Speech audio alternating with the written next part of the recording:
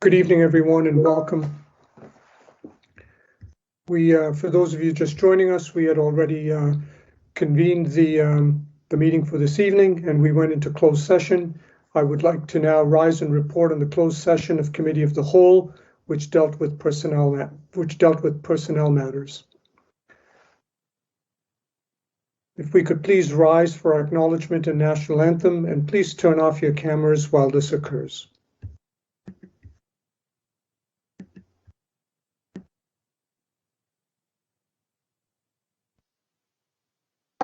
We would like to acknowledge that we are here today on the traditional territory of the Mississaugas of the Credit First Nation. Nous tenons à reconnaître que nous sommes sur le territoire traditionnel des Mississaugas de la Première Nation de Credit. Oh, Canada.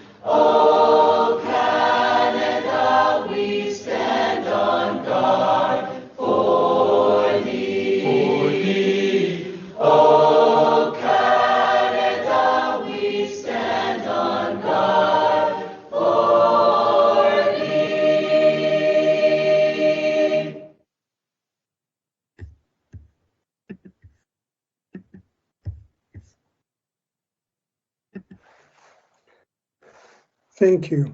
Once again this evening, I invite trustees to ask questions on the reports by staff, and all questions by trustees can be placed in the chat, and I'll facilitate asking them and identifying the trustee who has raised the question.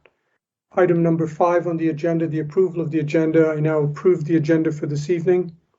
6, I have no conflict of interest to declare this evening.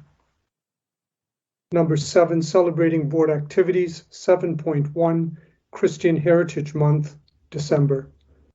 In November 2019, the City of Brampton declared December as Christian Heritage Month in recognition of the valuable contribution of Christians to the spiritual, philanthropic, cultural, and economic well-being of the City of Brampton. Christian Heritage Month was then adopted officially by the Peel District School Board in January of 2020. This declaration offers the opportunity for Peel District School Board students, their families, and staff to increase their awareness of Christian culture and heritage within and beyond Canada. 7.2 is Peel Custodial and Maintenance Workers Appreciation Day, November 26, 2021. On November 26, the Peel District School Board recognizes Peel Custodial and Maintenance Workers Appreciation Day. The Peel Board appreciates all our custodial and maintenance workers and the contributions they have made in the lives of students and staff. Let's all give them the recognition they deserve and be sure to thank them for their contributions and let them know how they are truly appreciated. Moving on to item number 8, staff recognition, retirements. I would like to acknowledge all of our retirees and thank them for their many years of dedicated service to the Peel District School Board. We wish you every success in your future endeavors. The following are the retirees for this month: Giselle Blaine, John Clarkson, Kimberly Derries, Lauder Durch, Annie Ipin, Michelle East, Iwa Fabisiak, Rebecca Jardine, Angetta King, Jason Kingdon, Cheryl Klein, Maria Machado, Mary Martin, Margot Middleton, Jasmine Nafiq, Sahodra Prasad, Grazina Plosica, and Victoria Slager, Susan Stanford, Delia Vincent, Carol Wells, and Catherine Wynn. Again, thank you for your many years of service, and we wish you every blessing in your future endeavors.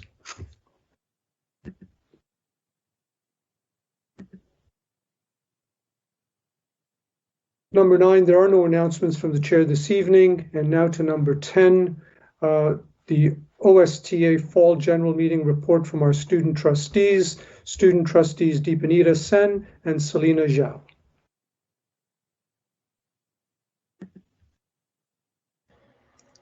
Thank you so much, Supervisor Rodriguez. Through you, Supervisor, good evening, everyone. I'll first introduce myself, as this is actually the first time I've ever spoken at a board meeting in my term as a student trustee. So hi, everyone. My name is Deepanita, and I'm this year's student trustee for Peel North, and I'm a grade 12 student at Turner Fenton.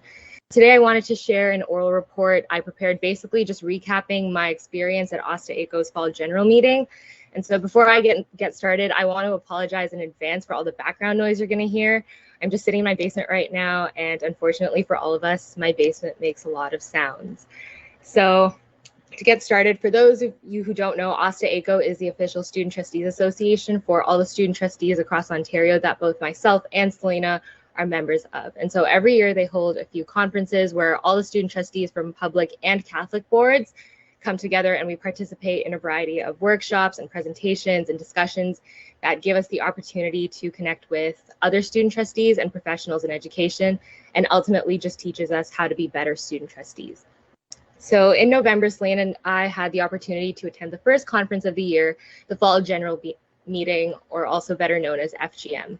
FGM was a 3-day conference that took place in downtown Toronto at the beginning of this month from November 4th to November 7th. And since it was just the first conference, most of it was very introductory and was meant to just teach us the basics of the student trustee role and responsibilities and give us the opportunity to connect with other student trustees. Side note, we also got to meet Shavoham, who was last year's Peel North student trustee, who is now serving as OSTA-ACO's CFO. So that was also really cool. And so from all the things that were presented and discussed at FGM, I wanted to touch on a few. The first being the importance of student governance and student voice. At OSTA-ACO, we obviously value student governance and student voice, as our roles as student trustees require us to work in those areas.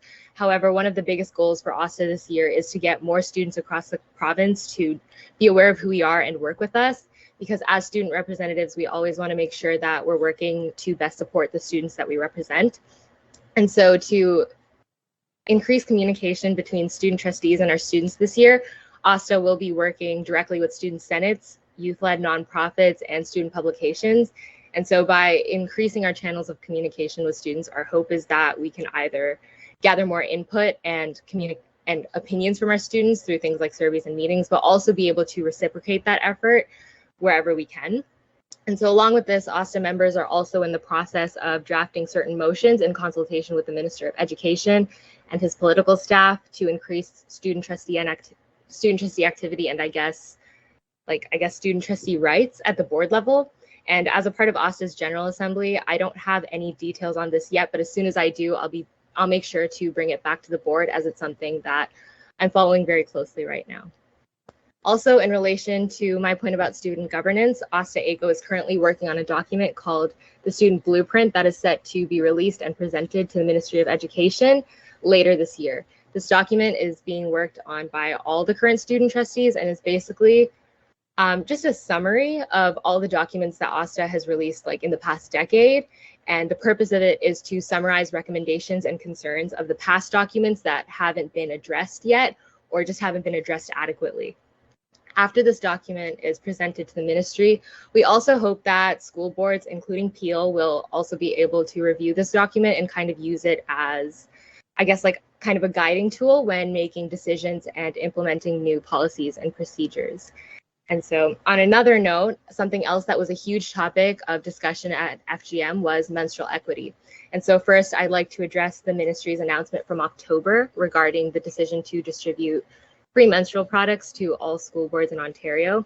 The announcement was made by the Minister of Education, Stephen Lecce, saying that the ministry has partnered with Shoppers Drug Mart to provide 6 million, free menstrual products to the province per year over the next 3 years, along with thousands of product dispensers. The supply will be provided to all school boards, which can make their own decisions about the distribution based on local needs. And so Asta Eco was a huge part of this decision being made, as menstrual equity is something that they've been fighting for many years.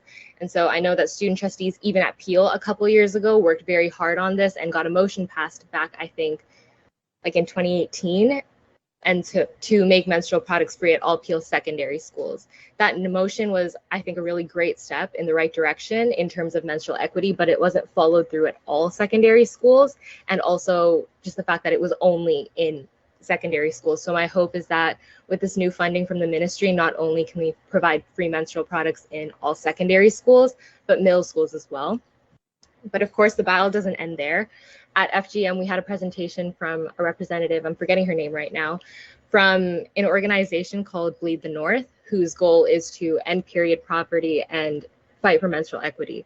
We had some really great discussions about period poverty in schools and in the workplace, and kind of how to break the taboo around talking about these types of things. And we also talked about the importance of using the right terminology when talking about these things. So for example, how all menstruators aren't girls and how all girls aren't menstruators. And like as we move forward to become more mindful of our 2S LGBTQ plus communities, it's just as important that we make sure that our vocabulary reflects those values as well. And so obviously with things like this, education also plays a very important role. So Asta Eco is working with the Ministry of Education right now to discuss potential changes to the education curriculum to make sure that our education is working to protect our students and, again, reflecting our values. And so other than menstrual equity and student governance, there were a bunch of other things discussed at FGM, but those were kind of like the two that I really wanted to highlight. And so the last thing I wanted to share was an observation, or I guess like a lesson I learned at FGM, and that is the importance of communication. Across Ontario, obviously everyone at every board has done things very differently, but one common issue that everyone kind of brought up at FGM was a lack of communication in their boards and with their students. And so I don't really have to say this for everyone to know it, but the last 2 years have been very rough, especially for Peel, and with everything going online, it's never been more important for us to keep in touch and make an active effort to make sure that we're communicating well. And so my hope is that by the end of my term, we will have like some amount of normalcy back. And one of my biggest goals as a student trustee this year is to make sure that communication area is a little better and more transparent. So if there's anything anyone here ever has any questions about or relating to students, or if there's ever anything that Selena, my co-trustee, and I can do to help, please reach out to us, because I know that when I say this for the both of us. We really just want to do our jobs the best that we can. And so I guess I'll end off my part of the report by saying thank you to the board for sending us to that conference, because we really did learn so much. And I just hope that we'll be able to bring all of that back here. And again, like, I'm very grateful to be here and be able to speak to all of you. And I'm very excited to be working with everyone this year. And so with that, I will pass it off to my co-trustee, Selena. Okay, hi guys. I'm also going to do a quick introduction because it's also my first time doing an oral report at the board meeting. So hi everyone, my name is Selena Zoe. I am one of the student trustees for Peel District School Board, and I'm the Peel South student trustee. I'm in grade 12 and I'm at Glen Forest Secondary School. And I'm just going to share some of my highlights from the Asta Eco FGM. So Deep Anita went into a really good job about what the Asta Eco FGM was, as well as what it entailed. I also wanted to highlight that at the FGM, there were about 100 student trustees from all across Ontario. So from all the different boards, pretty much every board was represented and reached out to, at least from the English-speaking boards. There were people from Niagara, Durham, Ottawa, etc. So we had the amazing opportunity to meet a bunch of really cool people all across the province. So again, major updates are the menstrual products updates, as well as Asta Eco being such a key factor into making that happen for all secondary schools. And the other major point of communication, or a major point of talking, was the switch back to semesters from quadmester or from modified learning semesters and learning models all throughout the board.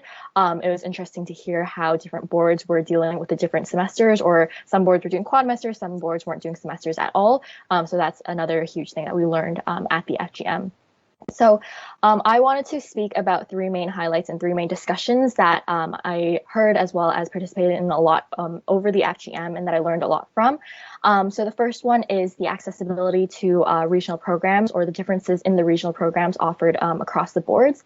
This was a huge point of discussion when we were at the general meeting and speaking with each other, because between each different board, there's a huge difference in the structure that regional programs are given, even in the boards that are closest to us. So Deepanita and I were part of the Golden Horseshoe board, because our school board is part of the Golden Horseshoe district, and even within this district, in which case all the boards are in this lineup, our regional programs as well as the distribution of our programs are very different from board to board. How students are able to get into regional programs or they're able to get into specialized programs differs greatly from our board to, for example, a board in Durham. For example, some boards don't have application processes at all. Some boards have application processes that you're only able to apply to if you're within that region, or if you have to transfer over in your second year.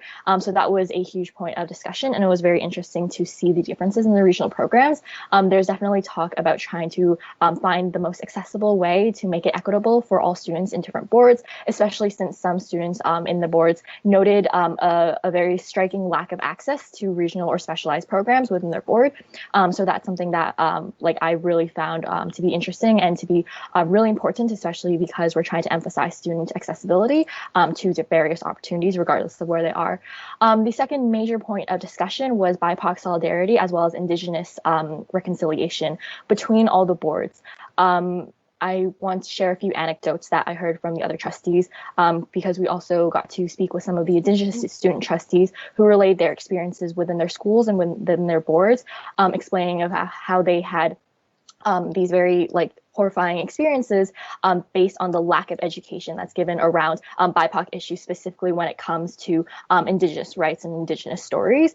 And we were really happy to see that there is a working group that's specifically for Indigenous voices. And we also had a lot of discussion about anti-Black racism across the boards, as well as how different boards and different students are trying to kind of handle dismantling this type of systematic racism. I know that in the past few years, Peel has been really trying to find ways to kind of dismantle the systematic racism. And it was really eye-opening to see the different types of ways that the other student trustees are trying to implement within their boards or within their schools, whether that would be a BIPOC committee or some sort of way that they're trying to impact the educational system or the curriculum system within our boards. I thought that was a really important point of discussion that we're trying to highlight and we're trying to carry through with the rest of the year, trying to make sure that students feel that they are safe and included in our board.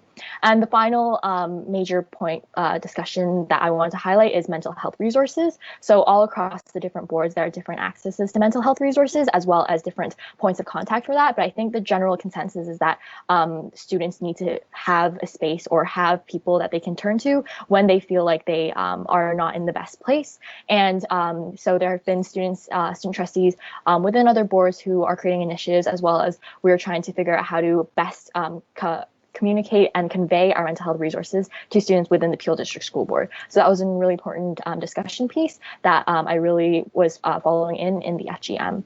And so to kind of talk more about the goals and projects from ASA-ECO, so Deepanita mentioned the student blueprint, and I kind of wanted to talk more about the working groups that we had within the FGM. So these working groups are basically student-led divisions within the student trustee community, where we work towards leading different initiatives that would affect and impact schools and students across the province. So we have 7 different working groups. One is a communications working group, environmental sustainability working group, equity and inclusion, French relations, Indigenous relations, the OSBA, which I'll talk a bit more about, and the student well-being.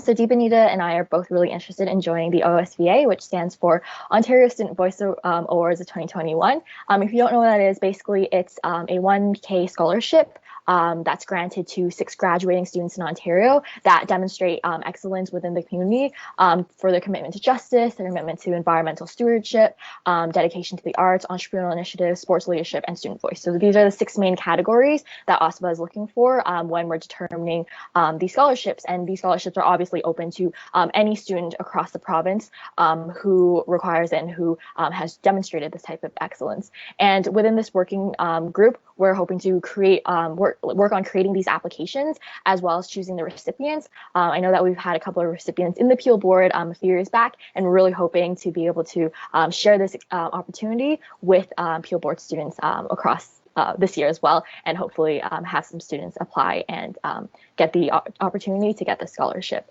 So we learned a lot at the FGM, and I think especially the main thing that I took away from the FGM was connectivity, really being able to connect with these students all across the board, especially because I think that we get the opportunity to talk with students within our board, within our schools, but being able to speak to these students outside of our board within different districts all across Ontario, learning about our universal experiences, and then also learning about the differences between what we're trying to do, and then trying to reconcile that or learn from other students and learn from other boards in order to really bring that back to our students and make sure that we are giving our students as much connection as possible with their school board, with their education, and with their well-being. I think was one of the biggest takeaways I had from the FGM.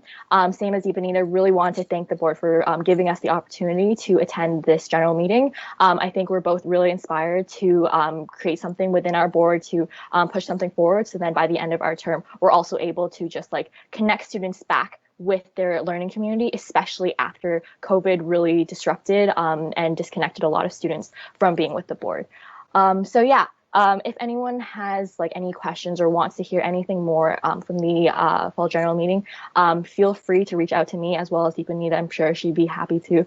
We'd both be really happy to speak more about it and also share some of our plans or what our ideas into what we want to implement for the following school year. Thank you. Awesome. Thank you, student trustees Sen and Joe, for representing Peel at the FGM. We certainly look forward to further reports from you as well. So thank you so much.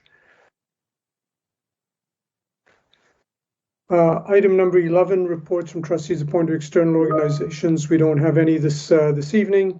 And item number 12, Director's Leadership Report, Director Swaroop. Thank you, Supervisor Rodriguez. Good evening, trustees, staff, and community members. As we learn and work together amidst a pandemic, it has reinforced for us the importance of relationships and human connections, as we just heard from our student trustees. Over the past 3 months, it has been of utmost importance to me to connect with you, to listen, learn, and understand how we continue to work together for our students. Our schools and workplaces are safe, clean, and inviting environments due to the untiring efforts of our custodial and maintenance staff across the board. And I want to recognize and thank them in advance for November 26th, the Appreciation Day.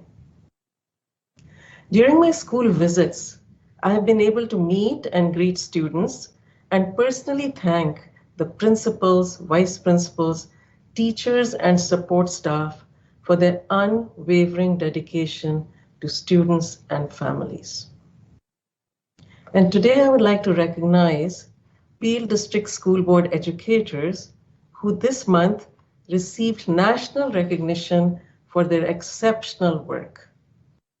Jason Bradshaw and Rachel Luke are the proud recipients of the Prime Minister's Award for Teaching Excellence and Teaching Excellence in Science, Technology, Engineering, and Mathematics.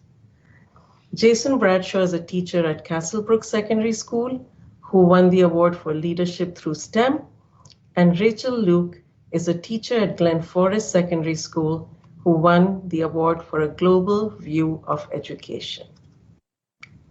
And 2 Peel District School Board teachers garnered certificates of achievement on national level. Clayton Ellis from David Suzuki Secondary School for Science Happens in the Real World, and Bluekey Inc. from Harold M. Braithwaite Secondary School for Science is for Everyone. Congratulations to all the award recipients. You made us very, very proud. As Director of Education, I'm proud to be leading the Peel District School Board during this time of critical change. And my moral imperative is to create the conditions where all students feel affirmed, valued, and where identity is never a predictor of outcomes. This evening, I would like to share a good news story with you about a student I had the privilege to meet at one of my school visits. Prior to her coming to the Peel District School Board from another school board, all of the schooling experiences of the student were spent in small group-contained behavior classes. In consultation with family and by centering the student's voice, a collective decision was made by the school team to not seek a contained class placement and rather have her attend her home school. So when she first joined the school, she was hesitant to let her guard down and establish trusting relationships with her peers and educators. Yet, as time passed, she began to see that her perspectives, experiences, and voice mattered. And I'm proud to say that the staff did not give up on her. And 2 years later, she's graduating from grade 8 this year. She was a student ambassador on one of my school visits when I met her. And it reinforced for me that when students are able to show up as they are, we nurture the potential and possibilities that exist within each one of our students that we serve. And she took me to the library and I received one of the books that she gave me from the library called Ambitious Girl. It was such a proud moment to see this amazing student, how she had blossomed. This story is an example that the work of the ministry directives cannot be seen as a checklist. Rather, each direction creates the structures and conditions to support the learning outcomes and experiences of our students, specifically Black and Indigenous students. And I remain steadfast in my commitment to fulfilling the mandate of the ministry's 27 directives that include dismantling anti-Black racism, anti-Indigenous racism, and all forms of system inequities and oppression. This necessary work does not come without challenges. Yet, sustainable and transformative changes require us to reimagine the structures, processes, and policies to create a responsive public education system. At a later point in today's meeting, the staff report will provide details of the progress on the directives. However, on the following slide, I would like to share a high-level overview for targeted completion for the ministry directives. So as you can see, how many directives have been completed and have received ministry approval, how many have been submitted to the ministry and are pending ministry approval. And by the end of June 2022, we would have met 19 of the 27 directives, while work is ongoing on the remaining directives with the ultimate goal of transformative change. Now I would like to share with you one of the ways that I'll be keeping families and communities informed about Peel District School Board news and our collective actions towards change. I'm pleased to give you an overview of the newsletter that will be called Touchpoint and will serve as an additional avenue for me to interact and keep community and staff informed. My hope is to showcase school life, amplify student and staff voice, and highlight community interactions. The newsletter will be shared on peelschools.org next month before the holidays. It will also contain the director's message, in which I will highlight some of the major initiatives we are undertaking and progress we are making towards creating equitable outcomes and experiences for all students. And in this issue, through video, you'll be able to meet members of our Student Advisory Council who spoke about how to tackle equity issues and center student voice to address issues with meaningful action. The newsletter will also have a section that highlights the learning happening in schools and that students have shared with me. I've seen student engagement, innovative and hands-on learning opportunities centered on affirming student identities. And you'll see photographs and videos that capture these highlights. And a significant part of the newsletter will be an interactive directives dashboard. We have listened to the important feedback that you would like to have more consistent updates on our work towards fulfilling the 27 ministry directives. And in response, we have created a ministry directives dashboard and beyond. This interactive tool will highlight the key project sponsors for each directive, the current progress through color-coded charts and graphs that identify the steps we are making towards transformative and sustainable change. You will also gain deeper insight into our system work for sustainability in the Beyond the Directive section, which will be highlighted in 3 areas: system transformation, learning in action, and community connections. The goal of the dashboard is to be transparent, accountable, and to provide milestones that show progress and impact of change in our systems, schools, and classrooms. And we look forward to releasing this interactive directives dashboard before the holidays to help keep our community informed and engaged with the work we are doing for our students. Finally, I want to share a video by students from Brampton Centennial Secondary School, which is about affirming all student identities so that students who feel a sense of belonging and pride in who they are. The video is in French with English subtitles. Let us view it.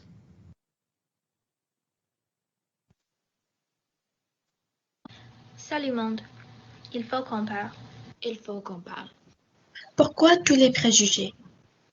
Pourquoi tous les préjugés? Pourquoi tous les préjugés?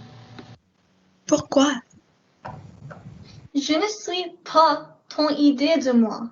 Je ne suis pas ton idée de moi. Je ne suis pas ton idée de moi. Non. Non. Non. Non. Je ne suis pas. Je ne suis pas seulement noir. Je ne suis pas belle pour une fille à la peau foncée. Je ne viens pas des Indes orientales. Je ne suis pas mexicaine. Je ne suis pas violente. Je ne suis pas exotique ou bonne en mathématiques ou même délicate. Non. Non. Non. Je ne suis pas. Je ne suis pas une copie exacte de ma sœur. Je ne suis pas une adolescente paresseuse. Je ne suis pas aussi enfantin que les personnes me perçoivent. Je ne suis pas incapable de faire les choses que les hommes peuvent faire. Je ne suis pas opprimée, timide et je n'ai pas besoin d'un sauveur. Je ne suis pas une fille gentille, timide et réservée dont tu peux profiter. Je ne suis pas ton idée de moi. Je ne suis pas. Je ne suis pas ton idée de moi. Je suis un mélange de noir et blanc et j'en suis fier. Je suis guatémaltèque. Je suis un individu unique. Je suis une être humaine avec mes fautes et mes puissances. Je suis un humain qui mérite le respect juste comme tout le monde. J'ai une opinion importante et mon âge ne joue pas un rôle. Je suis une femme forte, confiante et libre à faire mes propres choix. Je suis une citoyenne canadienne respectueuse. Je suis belle, point final. Mais encore plus que ça, je suis résistante et forte. Je suis passionnée. Je suis capable de faire n'importe quoi. Je suis une jeune femme avec une voix forte et puissante. Donc, réfléchissez à 2 fois avant de placer quelqu'un dans une boîte.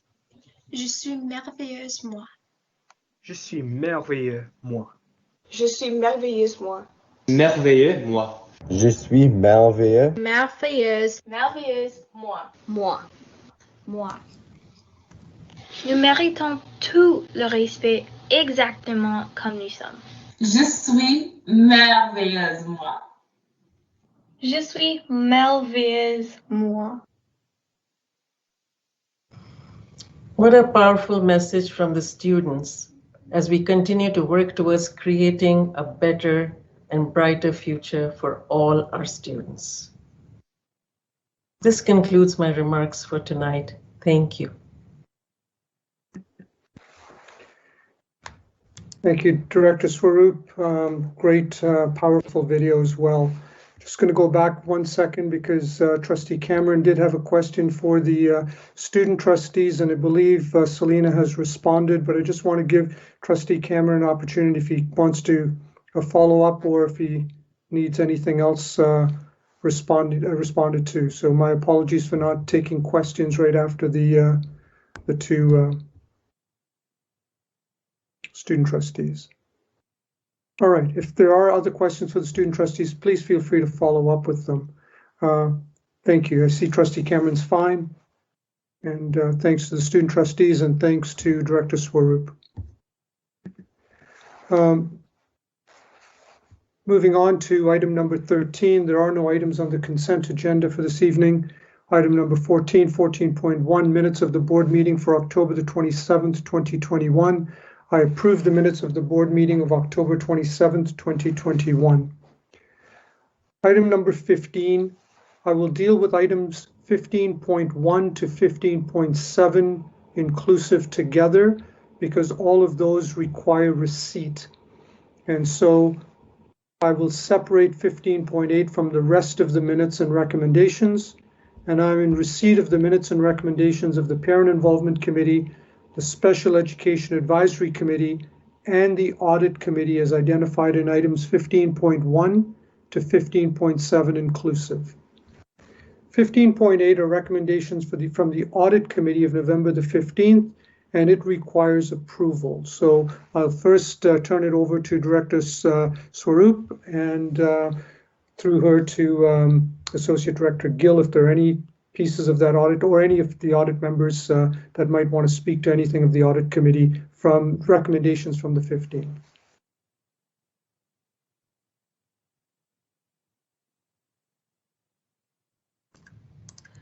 Through you, Supervisor Rodriguez, I'll ask Associate Director Jaspal Gill to see if there are any comments.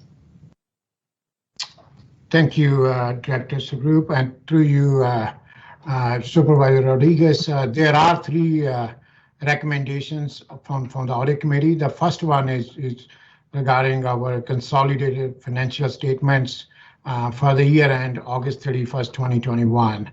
And the second one is regarding the reappointment of BDO for another 2 years as our external auditors. And then also as per the Education Act or regulation, we the Audit Committee through the board is supposed to send an annual report to the Ministry of Education on the activities taken by the Audit Committee, and there's a recommendation that this report be approved so we can forward to the Ministry of Education. Myself and Controller Letitia Charles, we'll be happy to respond to if there are any questions on these recommendations. Thank you, AD Gill, and thank you, Director Swaroop. If there are any questions, please ask them now.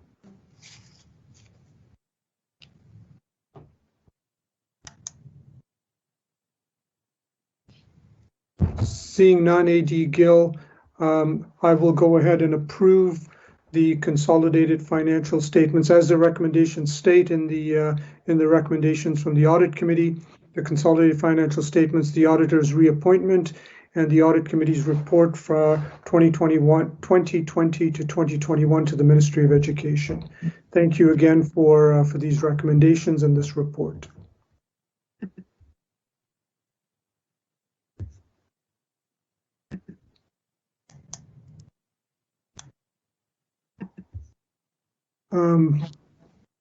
Okay, moving on to the staff reports, item 16.1, COVID-19 update number 12, Director Swaroop.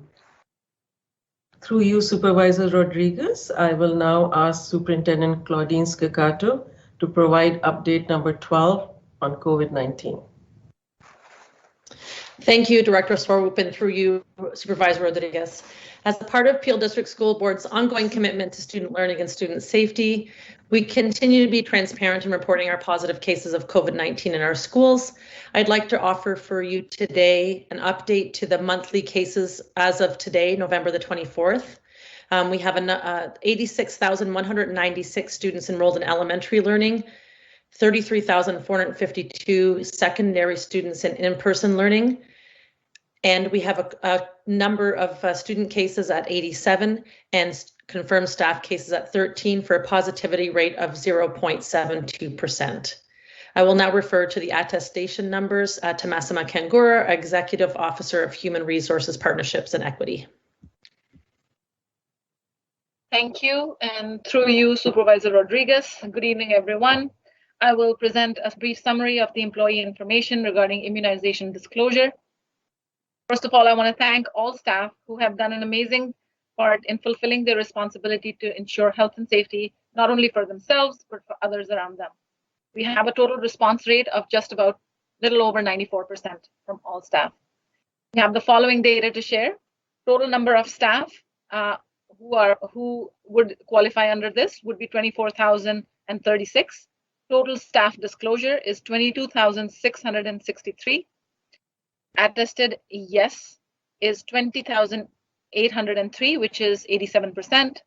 All staff attested no is 1,860, which is 7.7%.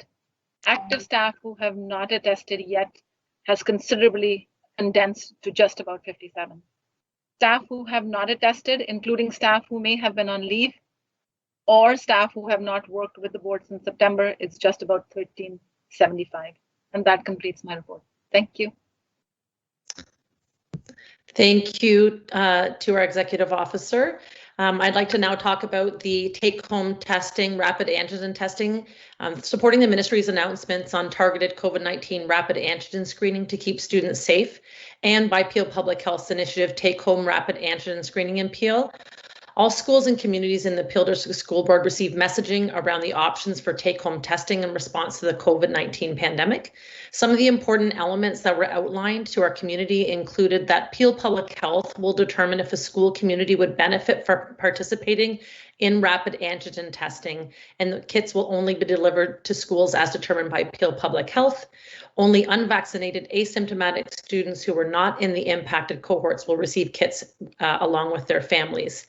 The ministry is also moving forward with PCR testing, and schools can expect that this communication will be coming in the upcoming weeks. This testing will focus on students who were sent home that are exhibiting COVID-19 symptoms, or students who were in a cohort dismissed due to a COVID-19 exposure. And finally, recently, the Peel District School Board was sent additional portable HEPA units by the ministry and was provided the direction to use them as deemed necessary to further enhance room ventilation. I do want to note that Peel District School Board has met and surpassed all ministry ventilation expectations through collaboration with Health and Safety, Maintenance Services, and the Student Learning Department. The distribution of portable HEPA units was taken place strategically and intentionally based on class type and/or Ministry of Education requirements. And one final update to our COVID-19 screening verification. Starting this week, there was a change in process in school screening verification in response to the much feedback we received from trustees in our community and our staff. With approval and support from Peel Public Health, we are now using COVID-19 screening tags for this process.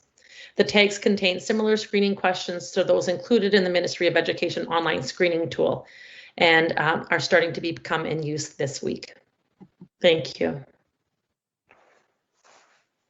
Thank you, Superintendent Staccato, and thank you, Executive Officer Kangura. Thank you, Director Swaroop, and thank you so much for the numerical analysis, I think, which really helps us put this thing in perspective as we sort of look at it from a bigger perspective. So appreciate that for sure. Not sure if there are any questions for any of them. Just wait for a moment. I don't have any for you this evening. Question from Trustee Cameron. Will there be an appeal to Peel Public Health decisions as to what communities will get the take-home screening tool? through you, Supervisor Rodriguez and Trustee Cameron, Peel Public Health makes their decision based on a number of criteria, including the number of cases in any community, the number of cases that that community has had in the past, as well as the accessibility to other testing clinics. So they look at a number of factors, and then they let us know, and then we support that through operationalizing it. Thank you. Seeing no other further questions, again, thank you so much for these continued updates, Superintendent Sacato, and thank you, Executive Officer Kangura, this evening as well. Thank you. Moving on to item 16.2, Ministry Directives. 16.2a, Progress Updates and Revised Timelines. Ministry of Education's directions to the Peel District School Board. Director Swaroop. Through you, Supervisor Rodriguez, I will now ask Superintendent Lisa Leone to provide the progress update and revised timelines for the directives. Good evening, everyone, and thank you, Director Swaroop, and through you, Supervisor Rodriguez. It is my pleasure to provide an update on the work of the ministry directives. Our department, System Transformation Capacity Building, is responsible for tracking and monitoring the progress and actions as we work to fulfill the mandated ministry directives. This monitoring of the directives includes ongoing communication and collaboration with directive committee groups. As we implement the directives, they are informing system goals and priorities and how we transform the organization. So at this time, I will introduce Lisa Hart, Coordinating Principal in System Transformation Capacity Building Department, who will present the progress updates and timelines that will be submitted to the ministry next week. Thank you, Superintendent Leone, and through you, Supervisor Rodriguez. In accordance with the 27 ministerial directives that were issued in March 2020, progress updates have been provided on each directive and revised deliverable dates to meet the specific actions associated with each direction. As Director Swaroop highlighted, we remain steadfast in our commitment to fulfilling the directives to dismantle systemic inequities at all levels of the organization, with a specific focus on eradicating anti-Black racism, anti-Indigenous racism, homophobia, and transphobia. The necessary work of transforming the organization through processes, policies, and structures has required us to be responsive and establish the conditions that will lead to sustainable and transformative change. Based on the chart that was shared in the director's remarks, by June 2022, 19 of the 27 directives will be fulfilled as a result of the unwavering commitment of staff and community to work in partnership towards meaningful and authentic change. We recognize the directives are baseline actions. Therefore, we feel it is important to also highlight and report on the work that is happening across the organization that go beyond the directives. I would like to invite General Counsel Basanta to provide additional information on the governance directives. Good evening and thank you, Principal Hart. Through you, Supervisor Rodriguez. Just a brief high-level highlight of the governance directives as we have set them out in the progress update report. So as you can see, the work is ongoing for the most part on Directive 5. Directive 5 is has a multitude of recommendations. The highlights there are that work is well underway with Superintendent Leone's team on the board's policy development and review framework and stakeholder consultation. This will inform the board's policy development process and review process going forward. The work is also underway on the Trustee Code of Conduct and Complaint Protocol, and as I've said previously, the Ministry of Education has just conducted their survey on Trustee Code of Conduct and Complaint Protocols, and the board will be requesting the results of that survey so we can incorporate those, any lessons there, any learning there into our draft. I'd like to take the opportunity tonight to introduce the board's first ever governance officer. Catherine Lockyer joins the board from the region of Peel, where she was the regional clerk. We welcome Catherine to the board and to this team. Thank you very much, Catherine, and welcome to the PDSB. Thank you, Lisa. Thank you, General Counsel Basanta, and through you, Supervisor Rodriguez. I would like to highlight a few brief updates on the following directives. Directive 11 will be submitting a progress report at the December regular board meeting to fulfill the work on this directive. There will be ongoing meetings with the student advisory and the director. Directive 19, the de-streaming work continues and professional development for administrators, classroom teachers, and support staff are in place to support with the implementation of the de-streaming plan and initiatives. Directive 21, current administrators have completed 2 of 3 student discipline training modules, and the last module will be completed by December 3rd. Policy 48 is in development and being reviewed, and an update report will be submitted to the December regular board meeting. We will continue to provide ongoing communication and updates about our progress on the ministry directives through board reports, as well as the launch of our ministry directives dashboard prior to the holiday break. You can reference the appendix for the full report. Thank you. Great. Thank you, Principal Hart. Thank you, General Counsel Basanta, and thank you, Superintendent Leone, for the incredible work that has gone into putting this all together in a comprehensive way. We'll wait to see if there are any questions for you at this point in time, and then proceed from there.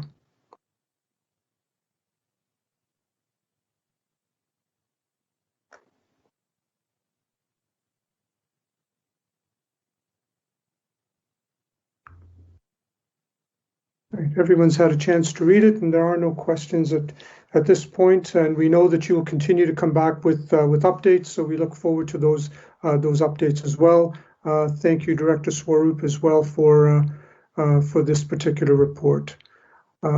As for 16.2, I'm in receipt of the progress updates and revised timelines, Ministry of Education's directions to the Peel District School Board. 16.2b, Directive 9, Equity Accountability Report Card, Exploring the Equity Gap by Faith/Spirituality, Part 1. Director Swaroop. Through you, Supervisor Rodriguez, I will now ask Associate Director Lynn Strangway to share the Directive 9 Equity Accountability Report Card, Part 1. Through you, Supervisor Rodriguez and Director Swaroop, I will be co-presenting this report with Research Coordinator LaShawn Murray. On September 30th, Research Coordinator Murray and I presented the Equity Accountability Report Card, Directive 9 of the Ministry Directives. That report presented data from the 2018-2019 school year to establish a baseline of disproportionality measures so that improvement can be measured over time. The first report focused on anti-Black racism as per the terms of reference in the ministry review, and anti-Indigenous racism and the historical data showing that African, Afro-Caribbean, Black, and Indigenous students have experienced the greatest disparities in academic and experiential outcomes within the Peel District School Board. Within that first report, we committed to sharing future reports that would focus on other specific identity groups that face discrimination within the board. This report, Equity Accountability Report Card, Exploring the Equity Gap by Faith and Spirituality, Part 1, presents the narratives of students from the Sikh faith and students from the Muslim faith gathered through student focus groups.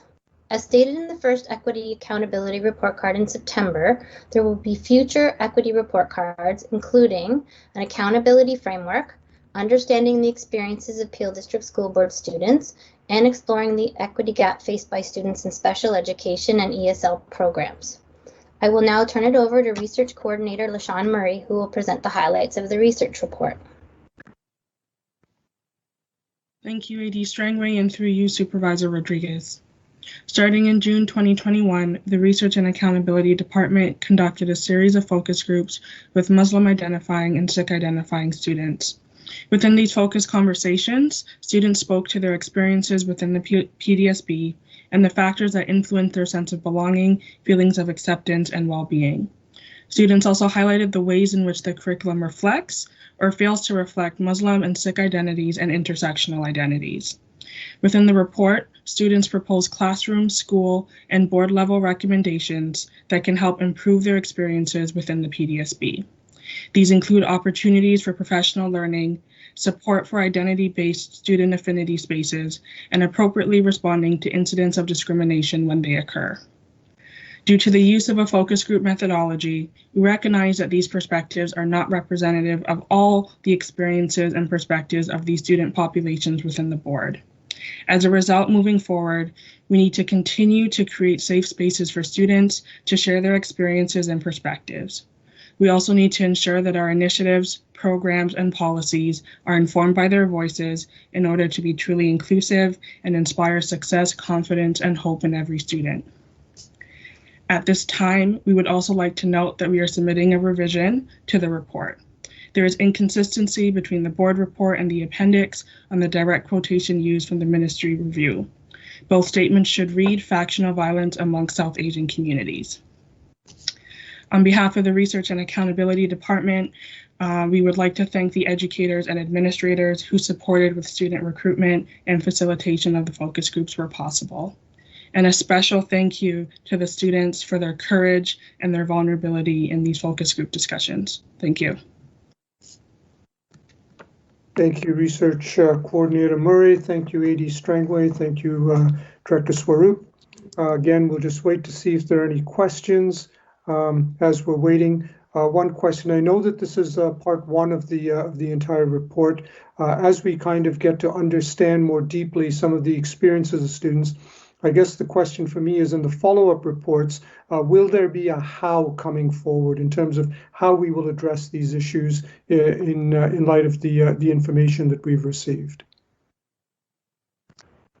Through you, Supervisor Rodriguez.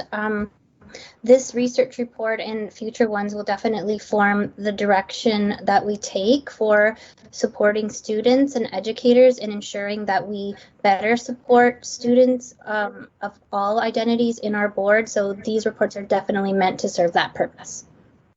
Thank you. All right, once again, thank you so much. I found the report, again, comprehensive and very informative, so I really appreciate the time that was taken and to put it all together. Thanks to all. There is a question from Trustee Sohi. What is the age group of students involved? I guess she's speaking specifically probably of the focus groups that you had or others that might have served in terms of responding to a survey or anything else that you used.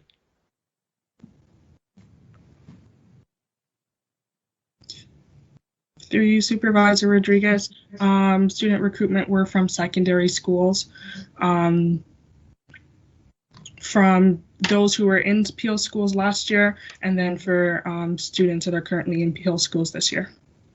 Thank you. So when you say schools, the students that were in school last year, you're responding to a second sort of question is that you did take some time and involve graduates.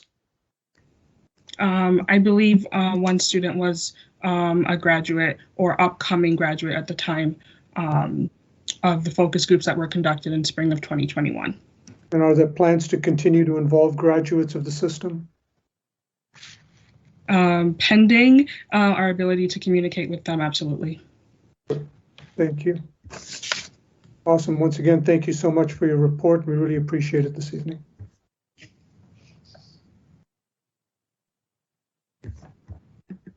Moving on, before we move on, rather, I'm in receipt of Directive 9, Equity Accountability Report Card, Exploring the Equity Gap by Faith Spirituality, Part 1. Moving on to item C, Directive 14, Comprehensive 4-Year Equity Strategy and Action Plan, Update Number 1, Director Swaroop. Through you, Supervisor Rodriguez, I will now ask Superintendent Donna Ford to provide update number 1 on Directive 14.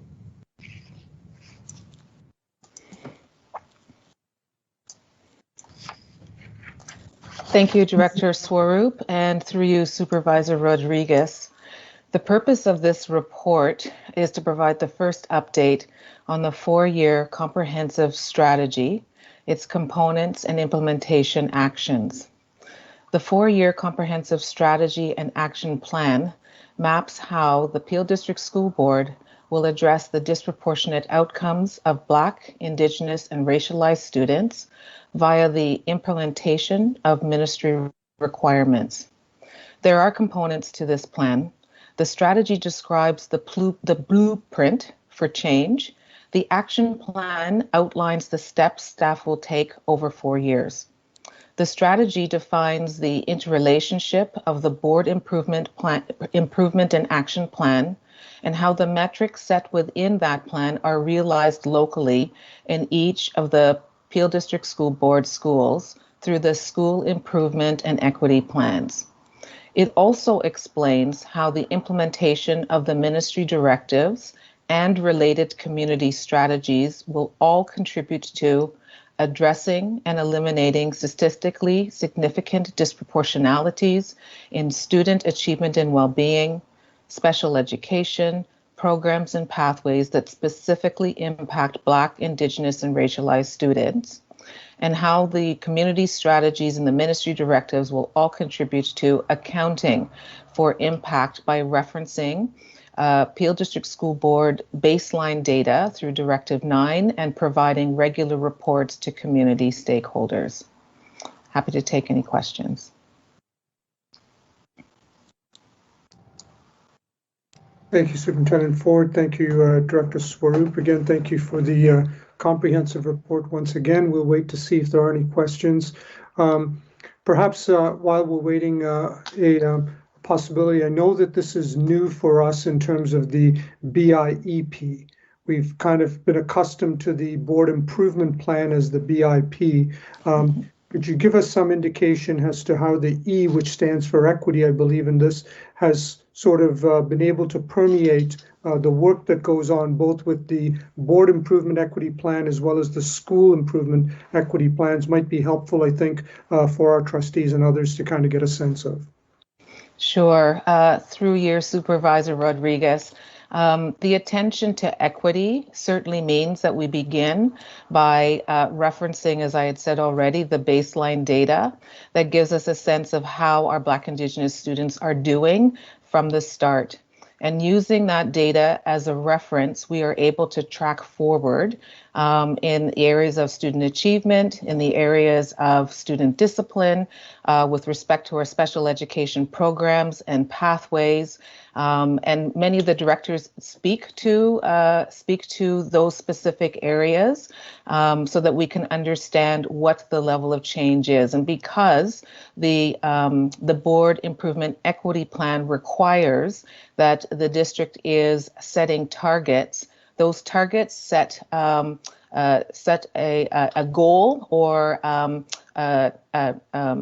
outcome point to which the local data from schools are pointing to. So the interrelationship really is that we're all speaking, all schools in all areas are speaking to change that supports whatever it is we are identifying in the board improvement plan. Thank you for that. And for those that have had an opportunity to read the report, I would encourage you to read the last part that also speaks to the provincial piece and some of the work that's been going on there as well. So thank you again for that report. Look forward to to where the board improvement equity plan goes and some of the reporting back to us. Appreciate it. Thank you. Moving on. Before again we move on, I am in receipt of the Directive 14, which is the Comprehensive 4-Year Equity Strategy and Action Plan, update number 1. Moving on to item D, Directive 17, Reform of the Guidance Program System, Progress Report number 2, Director Swaroop. Through you, Supervisor Rodriguez, I will now ask Coordinating Principal Anu Arora to provide the update on Directive 17 through Progress Report number 2. Good evening, and thank you, Director Swaroop. Through you, Supervisor Rodriguez, I thank you for this opportunity to share some highlights and provide further description to some of the sections of this report. The journey towards reformation of the guidance system began with establishing a Directive 17 steering committee. This committee, made up of 23 members, included representation from key stakeholders, community and student advisory group members, federations, teachers, and administrators. Through consultation, recommendations from this committee were used to inform the plan to reform the guidance system in the Peel District School Board. I am pleased this evening to share some of the highlights from this plan. Firstly, it was recommended that all guidance counselors engage in professional learning grounded in our commitment to equity, anti-racism, and anti-oppression, with a focus on dismantling anti-Black racism. In May and June of 2021, Central staff, through the leadership of curriculum consultant Natasha Henry, delivered mandatory professional learning sessions for 381 staff, including guidance counselors, elementary and secondary, in-school support program teachers, and student success teachers. A total of 6 sessions were provided both asynchronously and synchronously. These sessions were tailored to the feedback as outlined in the ministry directives. With support from the members of the Research and Accountability Department, participant surveys were designed for use pre and post the professional learning sessions. The data collected is outlined in Appendix A of the board report. This data will be used to inform further planning with the professional learning planning team. For those who were unable to attend last May and June, these sessions will be offered again. Secondly, the pressing and immediate need for Black guidance counselors, particularly males across the Peel District School Board, was noted as a concern. Towards this goal, changes in the secondary staffing process in March of 2021 were implemented to give consideration for those who identify as Black, African, and Caribbean in guidance roles. Specifically, job posting language for guidance positions inviting candidates to state in their applications if they self-identify as Black, African, and/or Caribbean male teachers was provided. It should be noted that the data collected to date demonstrates a slight increase, with 7.9% of secondary guidance teachers who identify as Black and 12% elementary guidance teachers who identify as Black. In addition, Central staff on behalf of the Peel District School Board applied for and have recently been granted by the Ministry of Education, Ontario Schools Counselors Association, bursaries up to $685 to support educators who self-identify as Black, Indigenous, LGBTQ2S+, and educators with disabilities to enroll in any guidance and career education additional qualification courses at any institution. This will help to create a structure that allows for increased number of staff who identify as Black and Indigenous an opportunity to take on guidance roles in their schools. We will be developing an equitable process by which staff may apply. With support from the Research and Accountability and Equity departments, we will continue to collect and analyze data connected to staffing. Lastly, it was noted that standardizing practices and tools that assist guidance teachers in collaboration with other members of the student success team to support students and families in creating informed individual pathway decisions be provided. Towards this goal, new transition tools have been created and shared with families, elementary administrators, and guidance staff. For use this school year, some examples include a revised standardized course selection planning document, which has been shared with all families and grade 8 guidance teachers via email and posted on the public-facing Peel District School Board site. This new planning document includes information about de-streaming, course types, pathways, regional learning choices programs, and explore high skills. Links and instructions on how to use my blueprint tools to support post-secondary planning and to better inform students and families of pathway programs were also shared on Friday, November 19th in the same email communication that went to all families under the heading Help Your Teen Plan for Grade 9 Course Selection. Additionally, the standardized course selection planning document has been translated in Peel's top 10 languages. Looking ahead, work is well underway with plans to meet with members of the student equity team to receive feedback around the impact of the work thus far in response to what was heard in the ministry review. The student equity team is led by central staff and meets regularly in a virtual format. Central guidance staff have arranged to attend the student equity team meeting next month. We are also consistently working in partnership with colleagues in the communication department, ensuring pathway program information is regularly updated. Plans are currently underway to offer a pathway programs event in 2022 for students and families from grades 5 to 12. Thank you. I'm happy to receive any questions at this time. Thank you, Principal Aurora, for that report.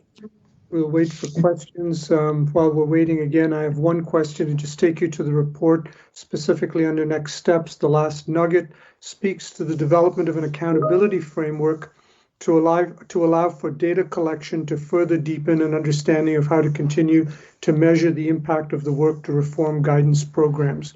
Could you speak to that for a moment, please?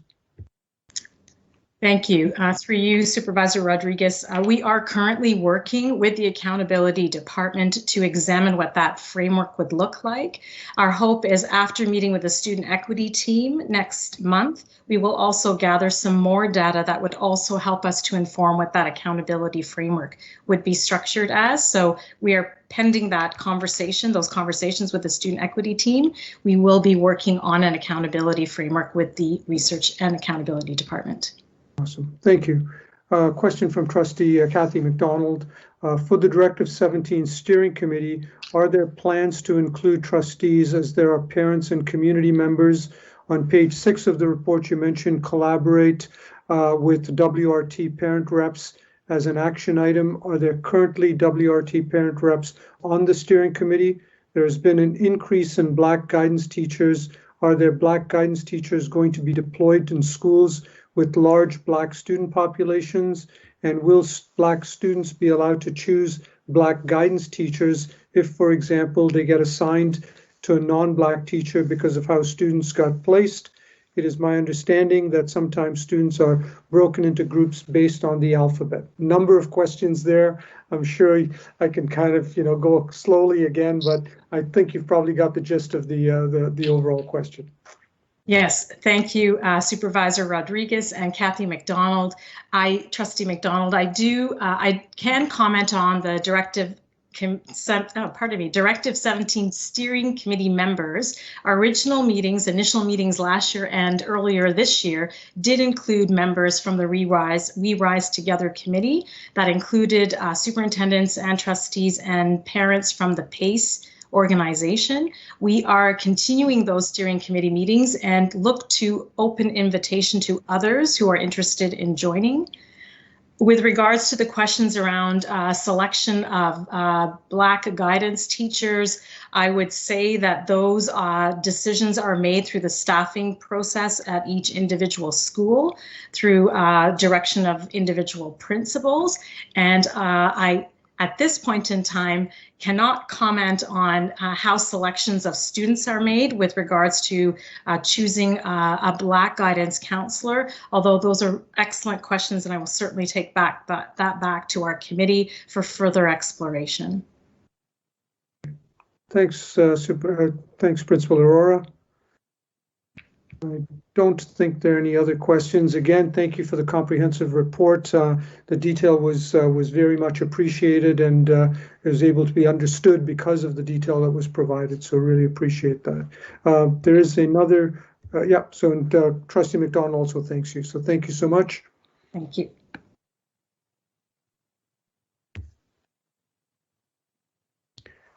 I'm in receipt of Directive 17, Reform of the Guidance Program System, Progress Report number 2. Moving on to item 16.3, graduation rates 2019-2020. Director Swaroop. Through you, Supervisor Rodriguez, I will now ask Coordinating Principal Craig Kaslik to provide the report on the graduation rates for 2019-2020.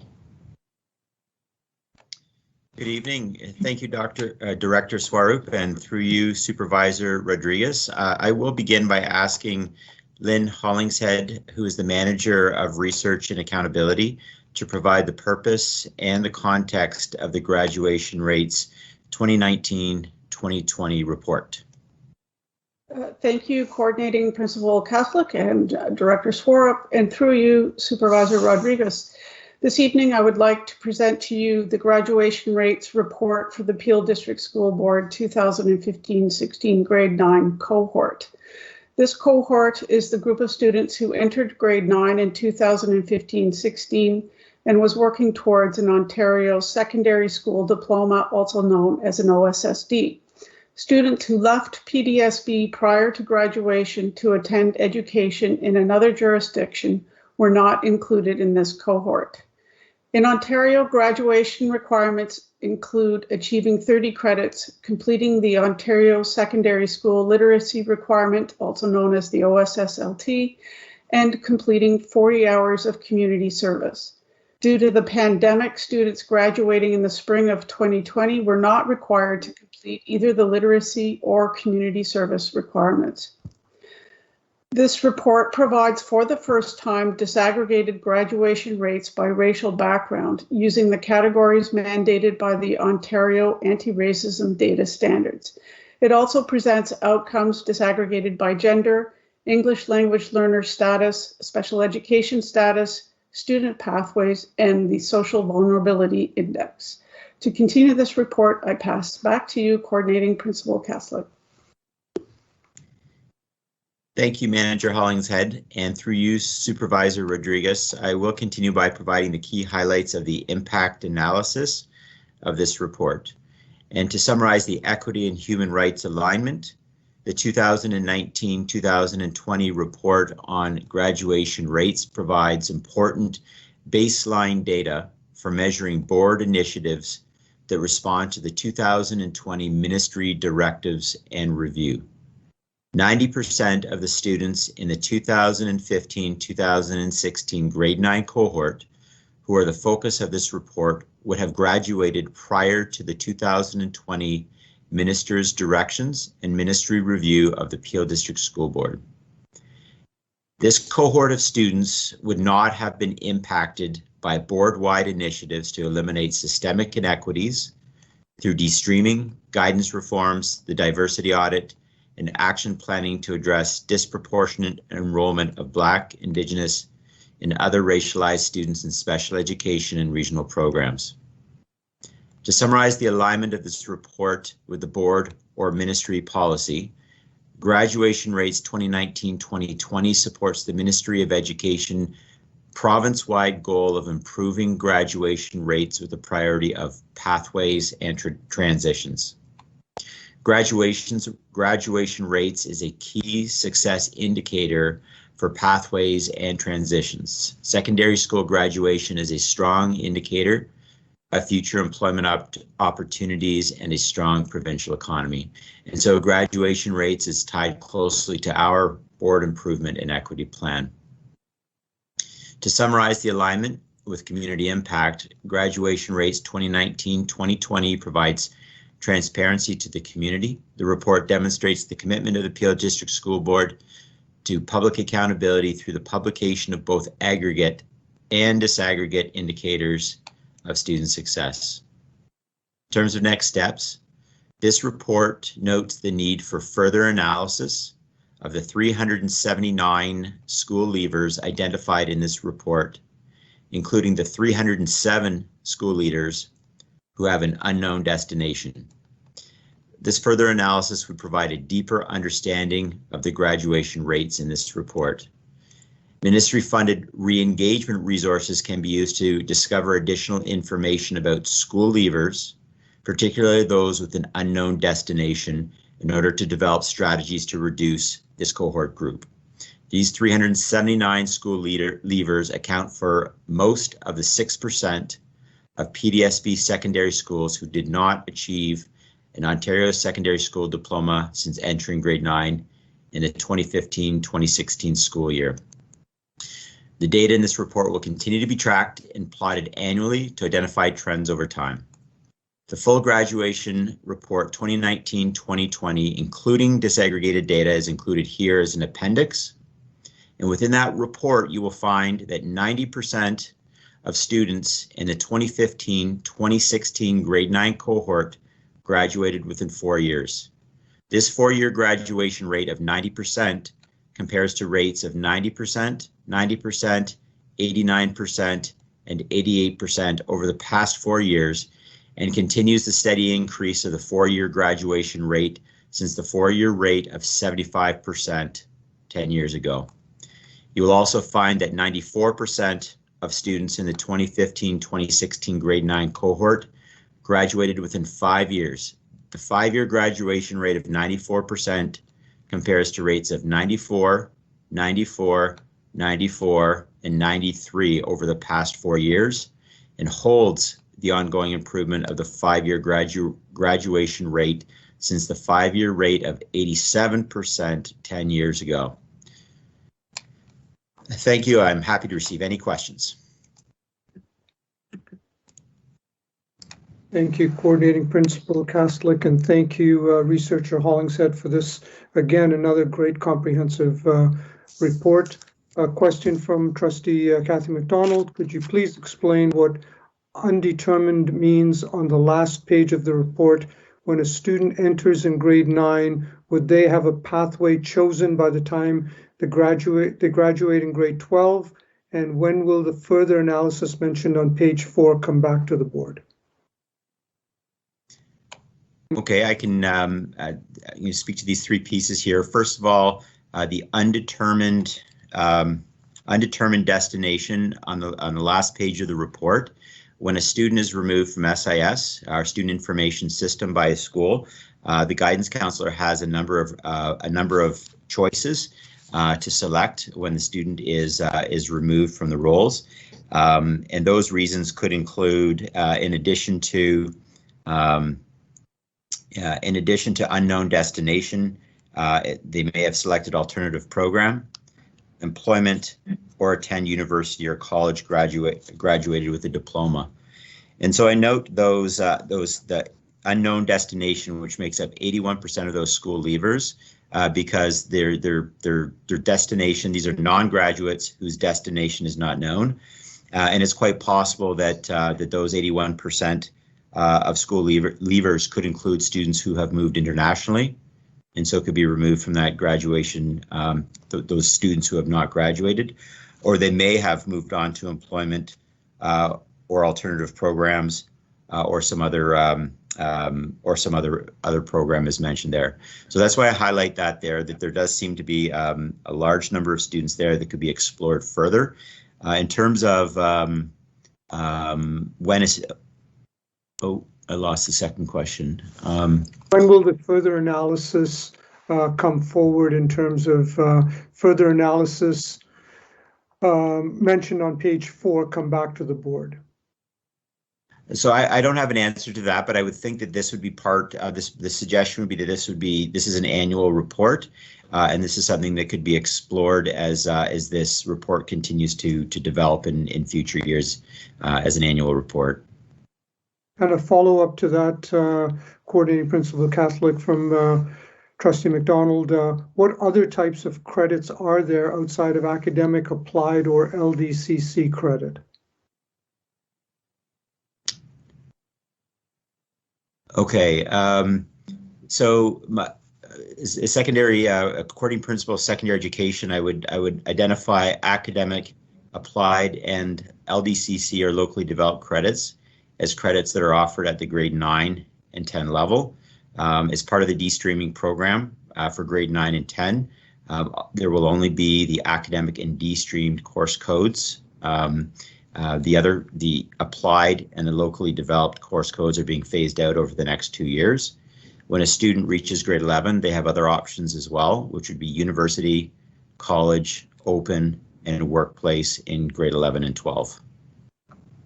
Great, thank you. Question from Trustee Cameron. It sounds like we are keeping pace with the past 4 years grad rates for 4-year and 5-year grads. What strategies will be in place to keep improving our grad rates and not just continue the pattern of 90% for 4-year grads and 94% for 5-year grads?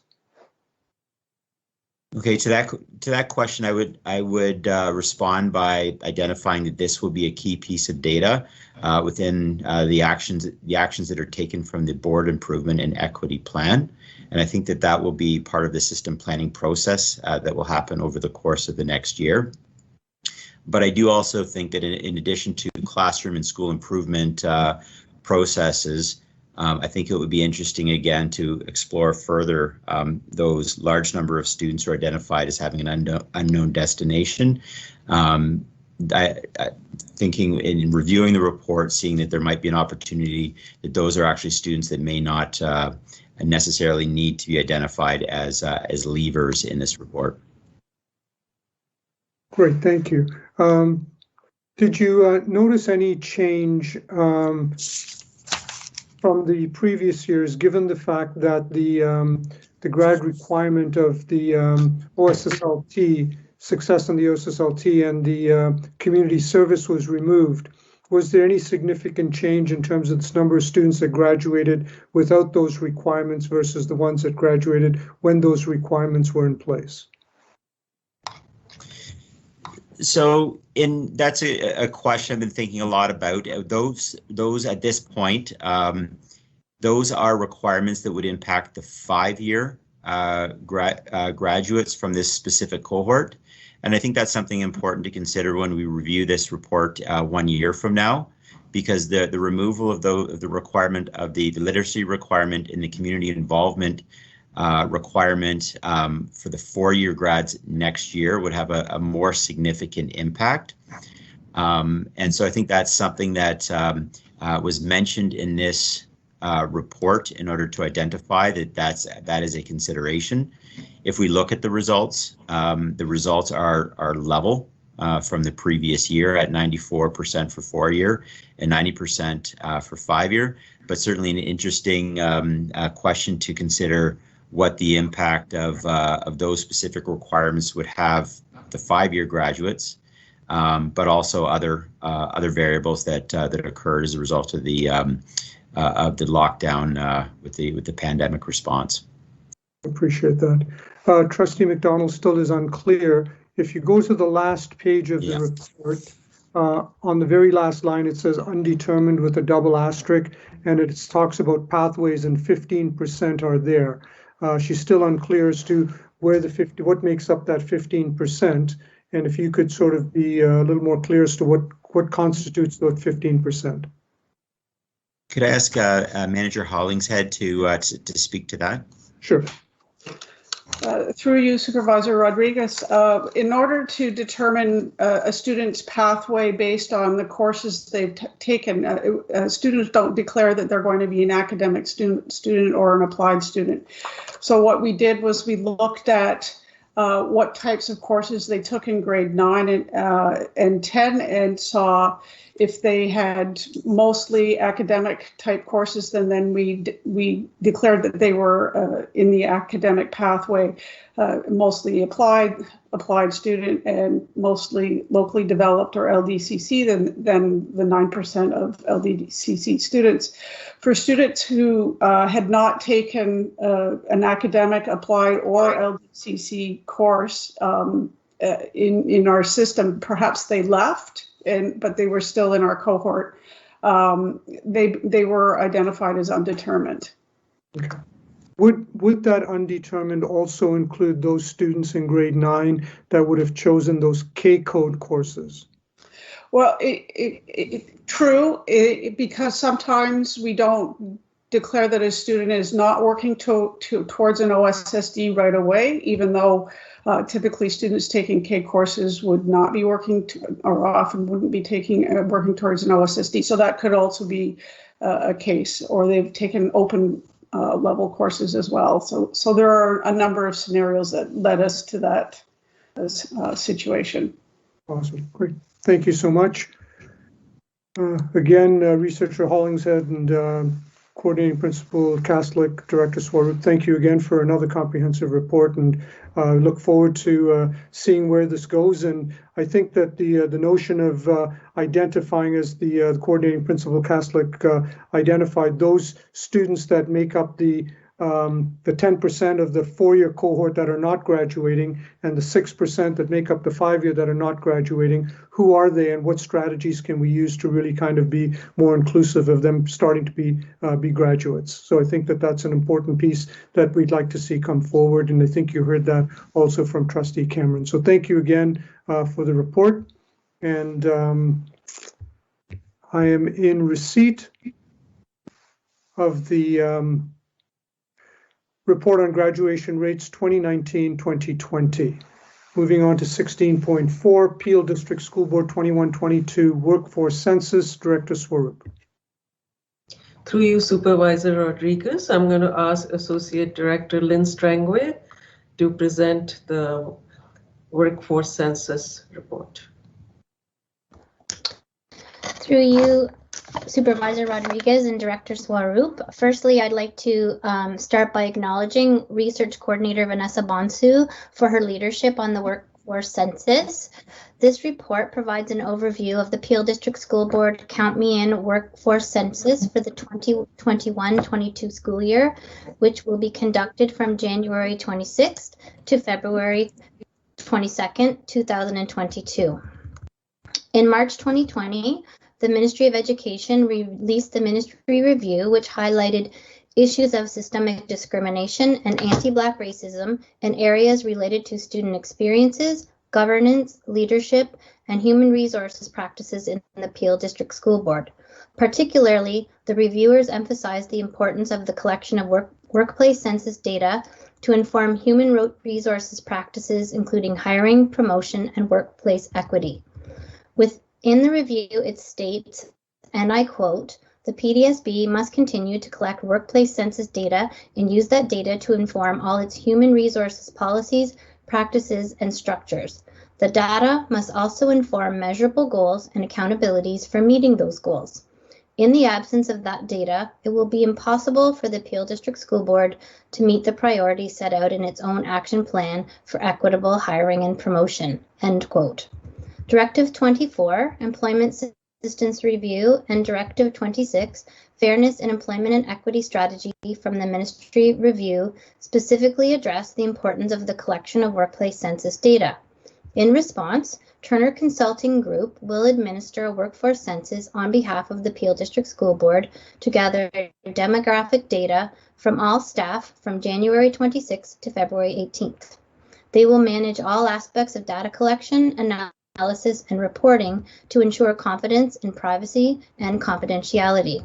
The acquisition of disaggregated race and identity-based data is both urgent and necessary to dismantle anti-Black racism, anti-Indigenous racism, and all forms of discrimination and racism, as well as broader issues of systemic discrimination within the Peel District School Board. We will be encouraging as many staff as possible to complete the workforce census electronically. However, paper copies will be available for those who require it. Participation in the census is involuntary, but we are aiming for 100% participation and 80% full response. The workforce census will collect information in two main areas: organizational information, for example, employee group, employee type, work location, etc. It's important to note that in the final report, work units of 10 or few people will be grouped with other areas to protect employee privacy and to prevent identification through individual responses. The second area is demographic information, for example, age, sex, gender, identity, disability, race, and sexual orientation. The information provided from the workforce census will be used to measure and understand the diversity among Peel District School Board employees, help to inform the development and implementation of strategies, programs, and policies to support inclusion of all employees, to inform hiring practices to ensure workplace equity in order to better support the diverse student body in the Peel District School Board. The PDSB serves an increasingly diverse community. that is not only diverse in terms of race, and ethnicity, and language, but also age, disability, gender, sexual orientation, etc. The board will be more effective and responsive to the needs of staff and the community when we understand the diversity and inclusion in the workplace. Happy to take any questions.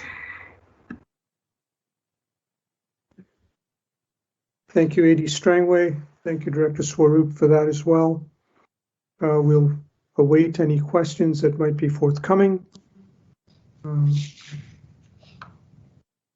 I don't have any questions on this report. I look forward to the analysis in terms of the Turner Group coming forward once the census is complete and the report is brought back after the census has been complete. Seeing no further questions, thank you so much, AD Strangway, and thank you, Director Swaroop, for that report. I'm in receipt of the Peel District School Board 2021-2022 Workforce Census Report. Moving on to item 16.5, the Working Fund Reserve Transfers for 2020-2021 year-end. Director Swaroop. Through you, Supervisor Rodriguez, I will ask Associate Director Jaspal Gill to present this report. Yeah, thank you, Director Swaroop, and through you, Supervisor Rodriguez. Earlier tonight, the board approved the consolidated financial statements for the 2020-21 year as part of the audit committee recommendations. The board ended the fiscal year with an operating surplus. There are 3 recommendations in the report regarding the surplus. First recommendation is the transfer of funds to the Working Fund Reserve, normally referred to as available accumulated surplus. Second recommendation is the transfer of funds to a dedicated Working Fund Reserve, normally referred to as appropriated accumulated surplus.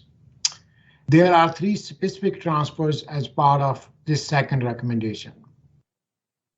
First transfer is regarding school budgets. Rollovers allows the schools some flexibility in developing plans for the use of their funds, as well as it allows them to meet commitments from one year to the other. Second transfer is regarding operational funds.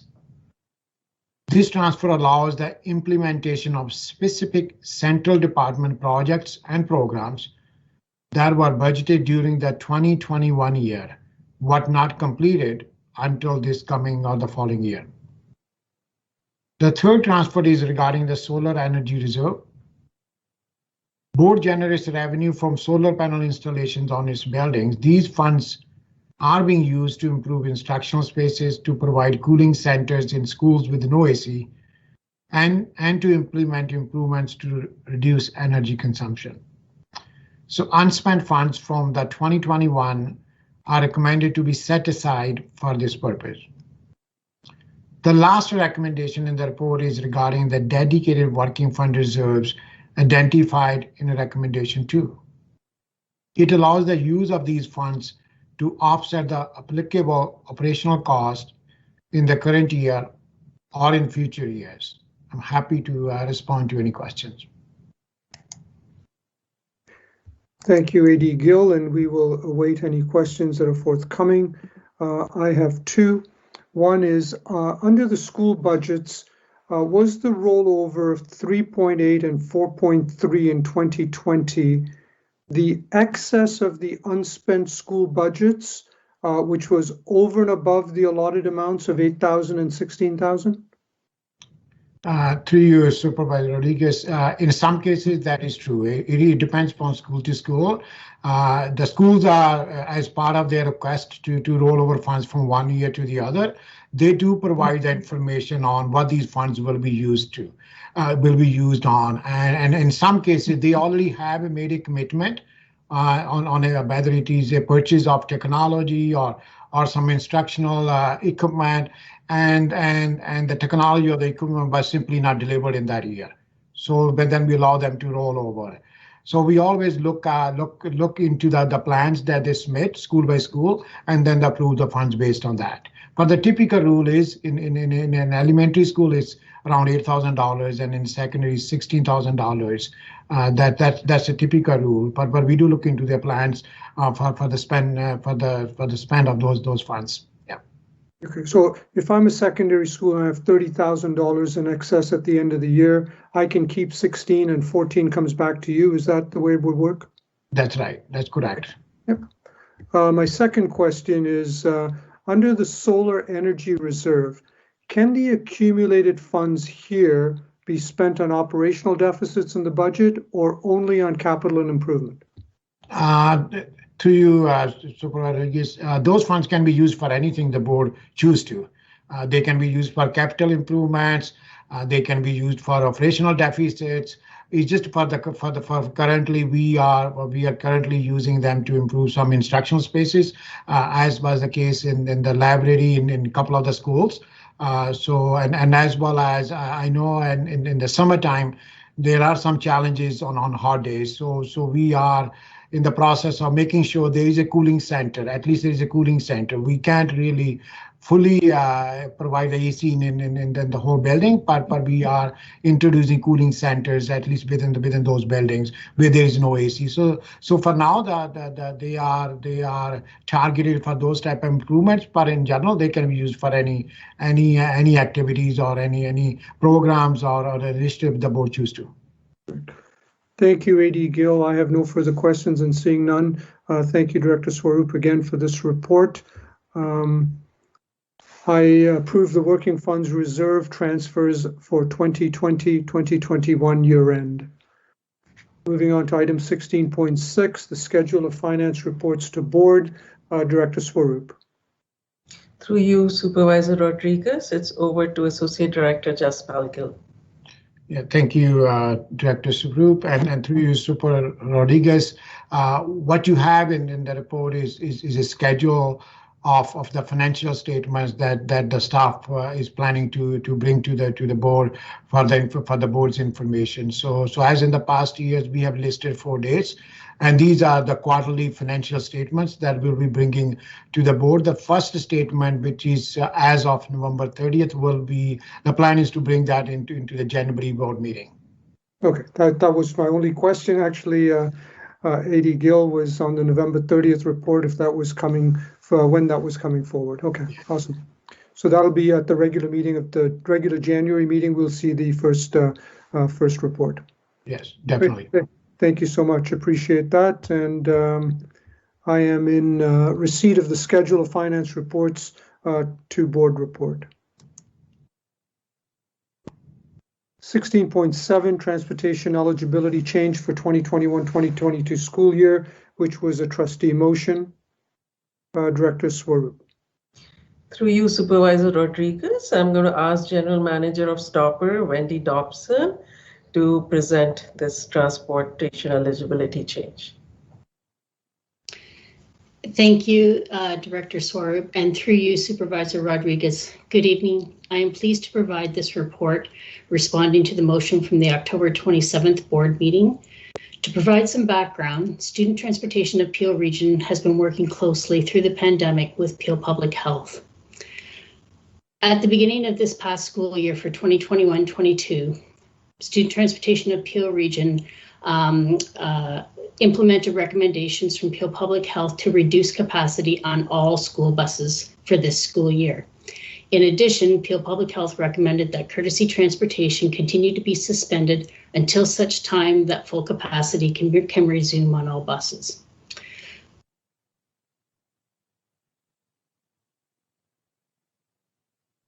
You've gone to mute by mistake there. Yep, sorry. My apologies. That's okay. Since the startup, Stopper has faced many challenges with delayed buses for the following reasons. Region-wide, we have 40 drivers that resigned from driving due to vaccination status disclosure mandate. We had reduced capacity restrictions, which caused us to add 20 new routes to our existing routing system.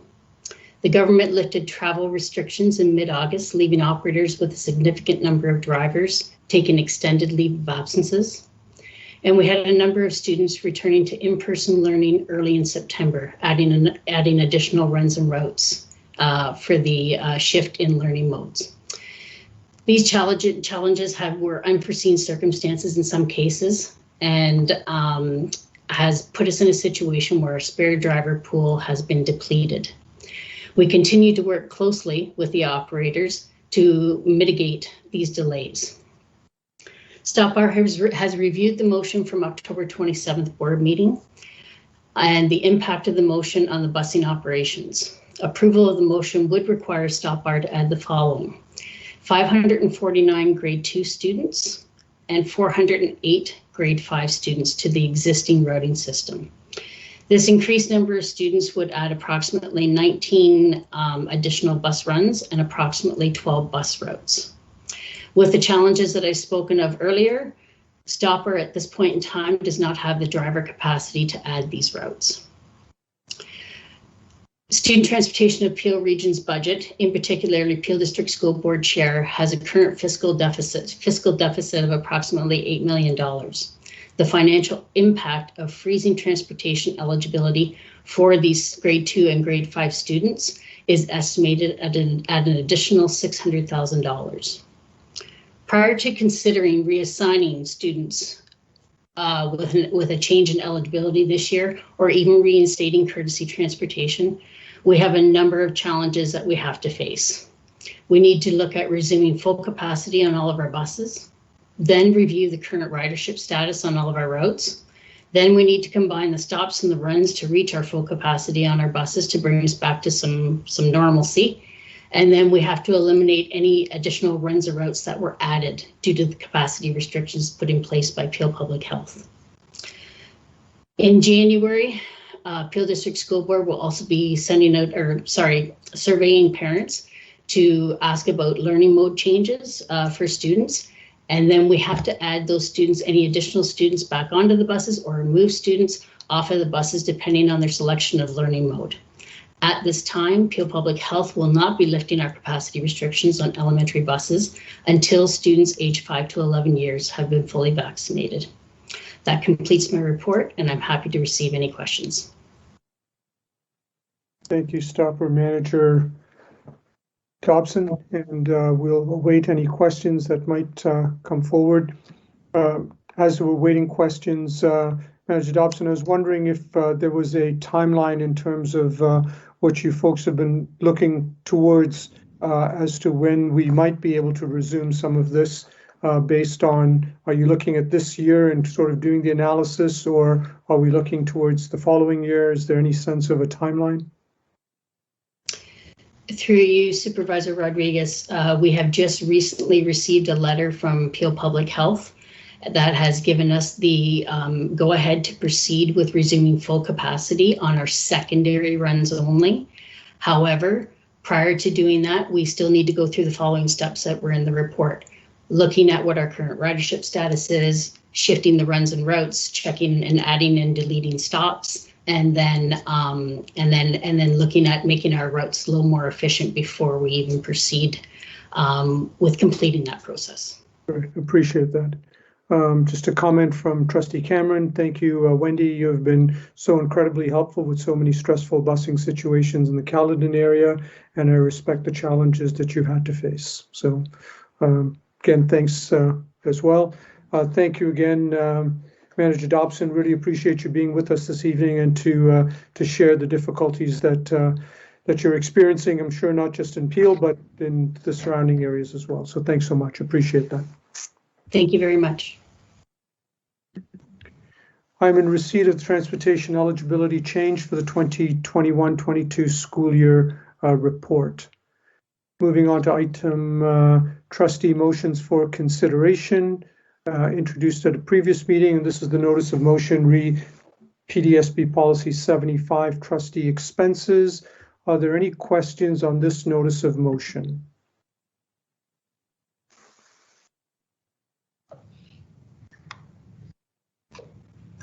I think it's pretty straightforward, and the work will be coming back, so we will have an opportunity to take a look at the work and have some questions forthcoming. So So this notice of motion is approved in terms of the trustee expense report. Moving on to trustees' notices of motion. There is a trustee notice of motion at the behest of Trustee Crocker related to the construction of flagpoles. And this notice of motion reads as follows. Whereas the Peel District School Board is committed to the principles of equity and inclusion, and whereas to foster a climate of understanding, it is important for students to see themselves reflected in their learning environments, be it resolved that the board directs staff to conduct a feasibility study and community consultation on installing flagpoles in all PDSB schools to fly a flag of the Indigenous communities, and be it further resolved that the feasibility study include the cost to install the flagpoles and staff time for community consultation and completing the project, and be it further resolved that the community consultations cover broad consultation with all Indigenous groups in the region of Peel regarding the flag to be flown, as well as the potential costs of installing flagpoles. This notice of motion will be discussed at the next regular meeting of the board, and it will be sent out to you following this particular meeting. And that brings to conclusion, having no further business, I now adjourn this meeting.